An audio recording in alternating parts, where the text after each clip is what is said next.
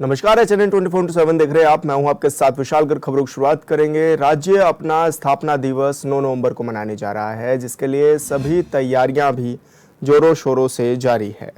ऐसे में उत्तराखंड राज्य स्थापना दिवस के जयंती वर्ष के अवसर पर राजधानी में स्वच्छता अभियान कार्यक्रम भी आयोजित किया गया। कार्यक्रम में मुख्यमंत्री पुष्कर सिंह धामी ने शिरकत भी की। साथ ही प्रदेशवासियों को स्वच्छता का संदेश देते हुए सीएम धामी ने सड़कों पर झाड़ू लगाई। उन्होंने कहा कि पीएम मोदी के नेतृत्व में स्वच्छता अभियान को 10 साल पूरे हो गए हैं। श्रद्धालुओं और पर्यटन की दृष्टि से देवभूमि में देश विदेश से लोग आते हैं। साथ ही उन्होंने सभी से प्रदेश को स्वच्छ रखने की भी अपील की है। कैबिनेट मंत्री प्रेमचंद अग्रवाल भी इस दौरान उनके साथ मौजूद रहे।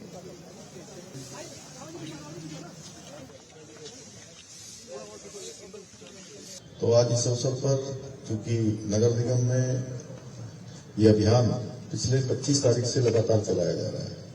जैसा अभी यूसुफ जी ने बताया कि 15,000 से ज्यादा जो स्ट्रीट लाइटें खराब थी उनको ठीक किया गया है। जगह जगह पर सफाई अभियान चलाया गया है। बीच में काफी सारे लक्ष्य हम लोगों ने तय किए थे, वो यातायात को लेकर, सफाई को लेकर, अन्य व्यवस्थाओं को लेकर।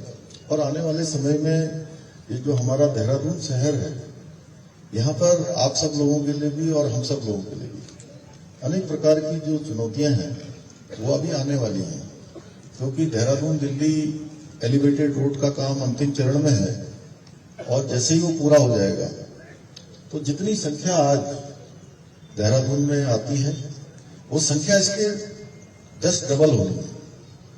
और उस निमित्त हमको सफाई का भी विशेष ध्यान रखना होगा, यातायात का भी ध्यान रखना होगा, बिजली व्यवस्थाएं, पेयजल व्यवस्थाएं, आवास व्यवस्थाएं, सभी प्रकार की व्यवस्थाएं, वो सब हमारे लिए चुनौती होंगी। तो इसमें हमारा जो नगर निगम है, जिला प्रशासन है, उसकी बहुत बड़ी भूमिका इसमें होने वाली है। और इसको लेकर जहां आज नगर निगम के अंतर्गत 90 जीबीपी चिन्हित किए गए हैं और पूर्व में इन स्थानों पर डस्टबिन थे, किंतु अब इन स्थानों को डस्टबिन फ्री कर दिया गया है। अभी यहाँ से जीबीवीपी पर क्यूआर कोड आधारित शिकायत प्रणाली यहाँ पर स्थापित की गई है, जिसके माध्यम से सभी क्षेत्रवासी जीबीवीपी से संबंधित किसी भी प्रकार की शिकायत होने पर सीधे नगर निगम को प्रेषित कर सकते हैं और सीधे आपकी शिकायत वहां दिखने लगेगी, वो मॉनिटर होने लगेगी और जहां भी सफाई की जरूरत है वहां पर नगर निगम उसके अनुरूप वहां पर जिनको भेजना होगा या कार्रवाई करेगा। साथ ही जो स्ट्रीट लाइटों के लिए भी जो है यहाँ क्यूआर कोड अभी उसको भी प्रारंभ किया गया है। कहीं पर कोई पोल टूटा हुआ है, कहीं तार गिरा हुआ है या बिजली नहीं आ रही है, लाइट नहीं जल रही है, वहां भी उस पर भी शिकायत करने पर सीधे सीधे जो है ये होगा। और इसी प्रकार से जो हमारी कूड़ा उठाने वाली गाड़ियां हैं उनके लिए भी हम जो है जीपीएस सिस्टम 1 महीने के अंदर लागू करेंगे कि वो गाड़ियां किन किन रास्तों पर जाती हैं, कहां कहां उनका एरिया तय किया गया है, उस पर एक ऑटोमेटिक व्यवस्था बन जाएगी। तो 1 महीने के अंदर ये व्यवस्था भी होने से हमारे नगर निगम के अंतर्गत आने वाले सभी स्थानों पर शहर वासियों को, देहरादून वासियों को एक अच्छी सुविधा, जिसके कारण से ये जो हमारा संकल्प है कि देहरादून ग्रीन सिटी बने, एक क्लीन सिटी बने और देश के जो प्रमुख शहर है जो सफाई के मानकों में देश के चुनिंदा शहरों में आते हैं, हमारा संकल्प है, हम सबको ये संकल्प लेना होगा कि हमारा देहरादून शहर उन देश के प्रमुख शहरों में से आए और एक बार नहीं बार बार आए। तो ये केवल सरकार के, नगर निगम के, जिला प्रशासन के मात्र कहने से या अभियान चलाने से नहीं होगा। इसमें जन जन को सहभाग करना होगा, हर एक व्यक्ति को इसमें अपना सहभाग देना होगा। इसके साथ साथ सीसीटीवी के माध्यम से भी कई स्थानों पर, सार्वजनिक स्थानों पर कूड़ा नहीं डालने के लिए लगातार लोगों को जागरूक किया जा रहा है और इसकी निगरानी भी की जा रही है, जिससे कि शहर में गंदगी न फैले। साथ ही जो सुंदर दून, स्वच्छ दून की परिकल्पना को साकार करने के लिए 21 स्थानों पर जहां पर अतिक्रमण था या कोई जमीन सरकारी खाली थी, उनको चिन्हित करके लोगों की सुविधा के लिए 21 जगह पर पार्किंग बनाने का भी ये निर्णय लिया है पार्क बनाने का भी निर्णय लिया गया है, जिससे निश्चित रूप से आवागमन से लेकर तमाम आसपास के रहने वाले लोगों को अनेक प्रकार की जो एक्टिविटी है उनको करने के लिए एक स्थान मिलेगा।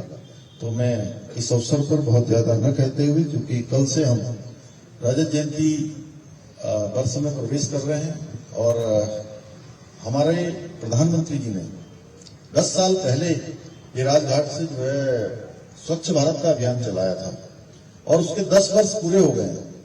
उसके पीछे भी हेतु था कि पूरा देश हमारा स्वच्छता की ओर जाए और दुनिया के जितने देशों में भी आज प्रगति की है, उन्नति की है, उनकी गति बढ़ी है, चाहे वो पर्यटन के क्षेत्र में हो या निवेश के क्षेत्र में हो, रोजगार के क्षेत्र में, या तमाम जो हमारे एक विकास के मानक होते हैं, उन विकास के मानकों में जो भी देश आगे बढ़े हैं उसमें स्वच्छता एक बहुत बड़ा प्रमुख कारण रही है।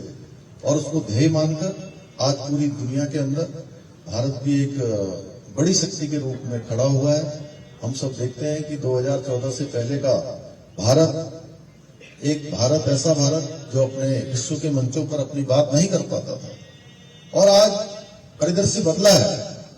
आज दुनिया के अंदर कोई भी बड़ी घटना होती है तो पूरी दुनिया भारत का इंतजार करती है, क्योंकि आज हमारे पास एक सशक्त नेतृत्व हमारे प्रधानमंत्री मोदी जी के रूप में है, जिन्होंने पूरी दुनिया के अंदर हमारा मान सम्मान स्थापित किया है। और हमारे राज्य से हमारे प्रधानमंत्री जी का जो लगाव है हम सभी लोग जानते हैं। हमको सभी योजनाएं भारत सरकार की जो भी हम डिमांड करते हैं या जो भी हमको आवश्यकता होती है वो सब मिलती है। कैबिनेट मंत्री रेखा आर्या ने नई दिल्ली में केंद्रीय खेल मंत्री मनसुख मंडाविया से मुलाकात की। इस दौरान उन्होंने राज्य में आयोजित होने वाले राष्ट्रीय खेलों का शेड्यूल तय करने के लिए केंद्रीय खेल मंत्री का आभार भी जताया है और कहा है कि राष्ट्रीय खेलों के लिए गेम्स टेक्निकल कंडक्ट कमेटी का भी गठन होने से अब आगे की कार्रवाई शुरू करने में कोई दिक्कत नहीं आएगी। राज्य में 38वें राष्ट्रीय खेलों का आयोजन होना है और 28 जनवरी से इसकी शुरुआत हो जाएगी।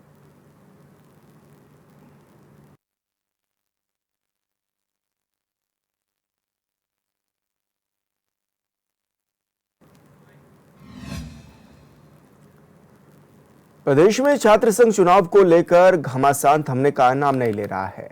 तमाम छात्र संगठन जल्द चुनाव कराने की मांग पर अड़े हैं। वहीं इस मामले में अखिल भारतीय विद्यार्थी परिषद के प्रदेश महामंत्री आज कोर्ट पहुंचे और उनका कहना है कि कोर्ट का जो भी फैसला होगा वो सर्वमान्य होगा।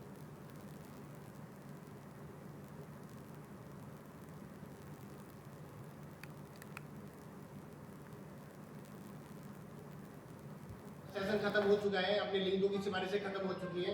विद्यार्थी परिषद आदरणीय मुख्यमंत्री उत्तराखंड सरकार, आदरणीय उच्च शिक्षा मंत्री डॉक्टर धन सिंह रावत जी से वार्ता कर चुकी है कि छात्र संघ का चुनाव जल्द से जल्द होना चाहिए। विशेषकारों के साथ हम लोगों में वार्ता हुई है, वकीलों से हम लोगों की चर्चा हुई है। अंततः ये निर्णय आया है कि हाई कोर्ट का जो निर्णय होगा उसी के पक्ष में छात्र संघ के चुनाव होंगे। आज विद्यार्थी परिषद हाई कोर्ट के अंदर प्रदेश मंत्री के नेतृत्व में पहुंच चुकी है और विद्यार्थी परिषद ने हाई कोर्ट में रिव्यू की एक याचिका दायर कर दी है कि छात्र संघ का चुनाव होना चाहिए। 17/10/24 को महिपाल सिंह नाम के व्यक्ति द्वारा छात्र संघ चुनाव पे रोक लगाने की जो PIL हाईकोर्ट के अंदर डाली थी उसका भी विद्यार्थी परिषद ने विरोध करा है कि छात्र संघ का चुनाव का। और संवाददाता हिमांशु गौड़ हमारे साथ लाइव जुड़ गए हैं। हिमांशु, क्या कुछ जानकारी मिल रही है, किस तरह से घमासान भी छिड़ा हुआ है छात्र संघ चुनाव को लेकर?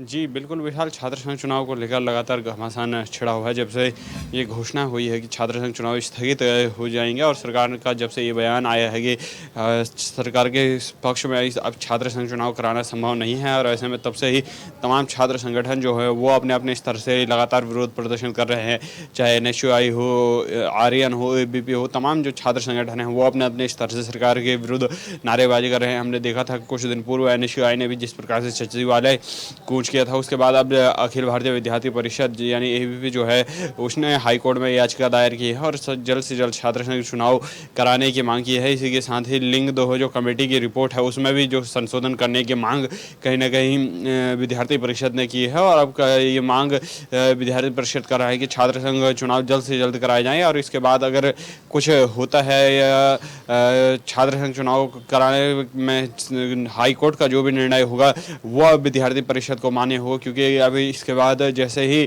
कुछ दिनों बाद विद्यालय में और महाविद्यालय में वार्षिक माफ़ कीजिए एग्ज़ाम का भी एग्ज़ाम भी होने हैं और ऐसे में विद्यार्थी परिषद की ये मांग है कि जो भी अब निर्णय हाई कोर्ट का होगा वही मान्य होगा और निश्चित रूप से विद्यार्थी परिषद को कहीं ना कहीं ये भरोसा तमाम कार्यकर्ताओं के विद्यार्थी परिषद को है कि जो निर्णय होगा वो छात्रों के समक्ष होगा और लगभग जल्द से जल्द सरकार जो है छात्र संघ चुनाव कराएगी। हिमांशु, राज्य सरकार का कोई रुख भी इस ओर आया है कि क्या कुछ चाहती है राज्य सरकार ने, क्योंकि पहले भी एक तारीख दी थी कि इस तारीख तक चुनाव करा ले। जी बिल्कुल विशाल, जो 23 अप्रैल 2024 का संशोधन है उसमें 30 सितंबर तक ही महाविद्यालयों को छात्र संघ चुनाव संपन्न कराने के लिए कहा गया था, लेकिन अब कहीं ना कहीं जो महाविद्यालय थे 30 सितंबर तक छात्र संघ चुनाव नहीं करा पाए क्योंकि समर्थ पोर्टल जिसके द्वारा हम एडमिशन महाविद्यालय में लेते हैं वो देरी से खुला और उसके बाद क्योंकि प्रवेश प्रक्रिया में विलंब के चलते कहीं ना कहीं छात्र संघ चुनाव में बाध्यता उत्पन्न हुई और महाविद्यालयों ने जिस प्रकार से स्पष्ट कहा था कि अब छात्र संघ चुनाव और लिंग दोह कमेटी का जो संशोधन है वो खत्म हो गया है और ऐसे में जब हाई कोर्ट में याचिका दायर की गई, हाई कोर्ट ने भी सरकार के पक्ष में कहा कि सरकार का जो निर्णय देना है सरकार वो छात्र संघ चुनाव को लेकर वो निर्णय ले और उसके बाद जिस प्रकार से सरकार के पक्ष से बयान जारी होता है कि सरकार के पक्ष में अब छात्र संघ चुनाव कराने में सरकार जो है असमर्थ है और हालांकि उसके बाद से अभी तक कोई बयान जो है औपचारिक बयान जो है वो जारी नहीं हुए। हालांकि तमाम छात्र जो संगठन है उसके नेताओं उसके कार्यकर्ताओं ने शिक्षा मंत्री हो या मुख्यमंत्री से मुलाकात की थी, लेकिन अभी भी कोई औपचारिक बयान सरकार की तरफ से नहीं आया है कि छात्र संघ चुनाव होने हैं या नहीं होने। एक असमंजस की स्थिति अभी भी बनी हुई है। हिमांशु, क्या माने अभी छात्रों की क्या कुछ मांग भी है और किस तरह से वो राज्य सरकार को ये चेताने की भी कोशिश कर रहे हैं कि छात्र संघ चुनाव हो जाएं? जी बिल्कुल विशाल, छात्रों की एक लंबे समय से मांग रही है क्योंकि छात्र संघ चुनाव के लिए तमाम जो छात्र हैं जो युवा नेता है वो एक लंबे अरसे से तैयारी करते हैं, बैनर पोस्टर छपवाते हैं, फ्रेशर पार्टियों का आयोजन करते हैं, बच्चों को टूर पे ले जाना हो, तमाम ऐसे जो है आयोजन महाविद्यालय के अंदर करते हैं। ऐसे में उनकी भारी जो है व्यय होता है और कहीं ना कहीं उसके चलते अब कहीं ना कहीं छात्रों में आक्रोश है कि हमने इतना खर्चा कर दिया है और उसके बाद अगर सरकार छात्र संघ चुनाव कर दी है, हमने इतनी लंबी तैयारियाँ की हैं और सरकार अगर छात्र संघ चुनाव स्थगित करती है तो वो कहीं ना कहीं घातक होगा और सरकार को अब छात्र संघ चुनाव जल्द से जल्द कराने चाहिए। या इसके चलते NSUI ने भी कहीं ना कहीं जो है तमाम प्रदेश भर में आंदोलन किए थे, तमाम छात्र संगठनों ने प्रदेश भर में आंदोलन किए थे। कहीं पर आत्मदाह करने की कोशिश की गई थी तो कहीं पर टावर पर ही लोग जो छात्र नेता हैं वो चढ़े थे और कहीं ना कहीं ये मांग लगातार छात्र संगठन कर रहे हैं कि जो है छात्र संघ चुनाव जल्द से जल्द बहाल किए जाएं और महाविद्यालय में जिस प्रकार से पिछले वर्ष नवंबर में छात्र संघ चुनाव हुए थे, इस बार भी अगर नवंबर में छात्र संघ चुनाव होते हैं तो नवंबर में ही छात्र संघ चुनाव संपन्न कराए जाएं। बिल्कुल हिमांशु, बहुत शुक्रिया आपका तमाम जानकारी से। ब्रेक के बाद स्वागत है आपका। बड़ी खबर का रुख करेंगे राजधानी देहरादून से। बड़ी खबर मिल रही है, शिक्षा विभाग को आज मिलेंगे करीब 150 नए शिक्षक। नानूरखेड़ा स्थित SCERT सभागार में होगा समारोह का आयोजन। शिक्षा मंत्री डॉक्टर धन सिंह रावत होंगे इस समारोह में शामिल। नवचयनित बेसिक शिक्षकों को देंगे नियुक्ति पत्र। शिक्षा विभाग ने की कार्यक्रम की सभी तैयारियां पूरी। तो बड़ी खबर आपको बता रहे हैं जहां पर आज शिक्षा विभाग को नए शिक्षक मिलने जा रहे हैं। आज नियुक्ति है और ऐसे में शिक्षा विभाग ने कार्यक्रम की पूरी तैयारियां भी कर ली हैं। संवाददाता अरुण सर हमारे साथ फोन लाइन पर जुड़ गए हैं। अरुण, क्या कुछ जानकारी मिल रही है, कितने नए शिक्षक आज मिलने जा रहे हैं और कितना फायदा इससे होगा? बिल्कुल, देखिए आज शिक्षा विभाग को करीब 150 जो है नए शिक्षक मिलने जा रहे हैं, क्योंकि इस समय शिक्षकों को बेसिक शिक्षकों को नियुक्ति पत्र आज वितरण होगा। शिक्षा मंत्री धन सिंह रावत आज नियुक्ति पत्र जो है वो वितरण करेंगे और इसी के साथ साथ ही आने वाले समय में से शिक्षा विभाग से की जो शिक्षकों की कमी चल रही है उससे भी पूरी होगी और ऐसे में आने वाले समय में शिक्षा के क्षेत्र में और अधिक जो है काम भी हो सकेगा और जो शिक्षकों की कमी है वो भी पूरी हो सकेगी। और लगातार जो है बेसिक शिक्षकों की नियुक्ति को लेकर लगातार नियुक्ति पत्र वितरण भी किए जा रहे हैं, लगातार काउंसलिंग हो रही है और 3 राउंड की काउंसलिंग में जो है करीब 2000 से अधिक बेसिक शिक्षकों की जो है नियुक्ति पत्र उनको बांटे गए।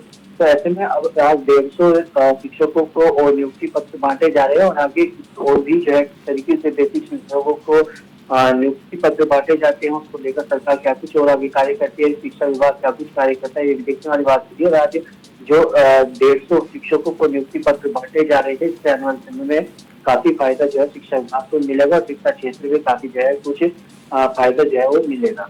बिल्कुल अरुण, बहुत शुक्रिया आपका तमाम जानकारी साझा करने के लिए।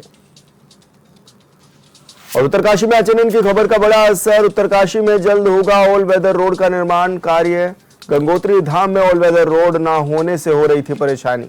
एचएनएन ने प्रमुखता से दिखाई थी यात्रियों को हो रही परेशानियों की खबर।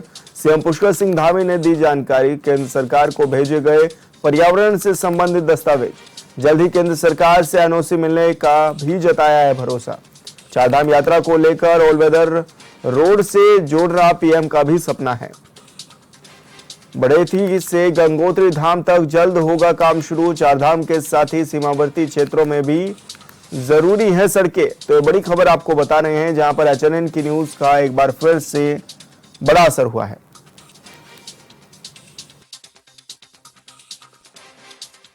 वन विभाग और कुछ अन्य विभागों का जो हमारा पशु विहार है उसके कारण से जहाँ जहाँ भी दिक्कतें आई हैं आज उस पर भी बात हुई है। और भारत सरकार के स्तर पर जहाँ बात करने की आवश्यकता होगी, कुछ दो मिनिस्ट्रियों का मामला है, कुछ मिनिस्ट्री में आने से कुछ चूँकि स्ट्रेटजिक चीज़ें हैं, कुछ भारत सरकार ने पहले ही निर्णय लिए जा चुके हैं कि 100 किलोमीटर की सीमा रेखा के 100 किलोमीटर के अंदर ऑलरेडी सभी पर जो है एनओसी निर्माण कार्यों के लिए दी जाएगी।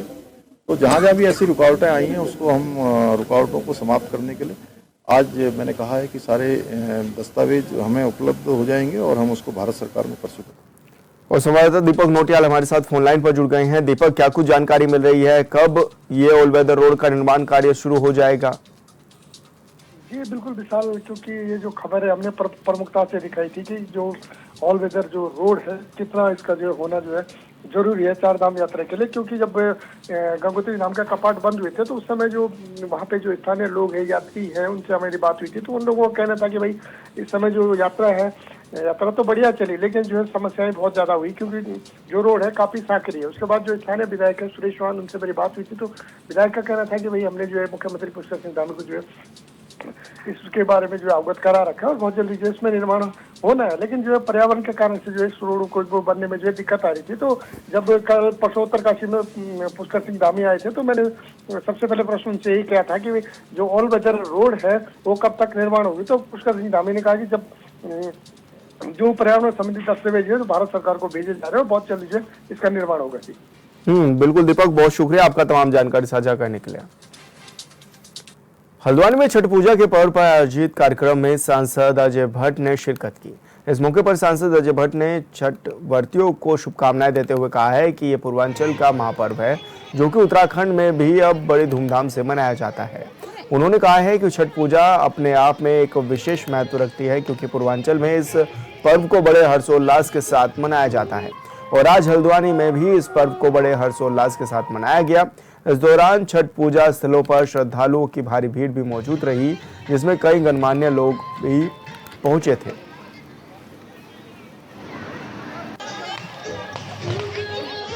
महाभारत काल से लेकर रामायण काल तक सीता माता जी हो या द्रौपदी माता जी, उन्होंने छठी माता का पूजन किया। भलाई के लिए, मानव कल्याण के लिए, सुख और शांति के लिए वो परंपरा आज तक चली आई है। और उगते हुए सूर्य भगवान को और अस्ताचल को जाते हुए सूर्य भगवान को भी अर्घ्य देते हैं। ये कॉन्सेप्ट यहाँ अगर अस्त हो रहे हैं तो दूसरी जगह उदय हो रहे हैं। और सूर्य की कमी जब होती है विटामिन डी की कमी हो जाती है।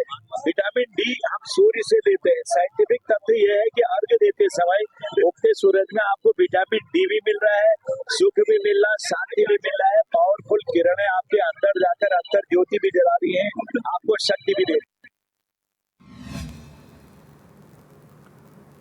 पौड़ी गढ़वाल के जिला अधिकारी डॉक्टर आशीष चौहान ने विकास भवन स्थित स्वजल उद्यान कृषि विभाग के कार्यालयों का भी औचक निरीक्षण किया है।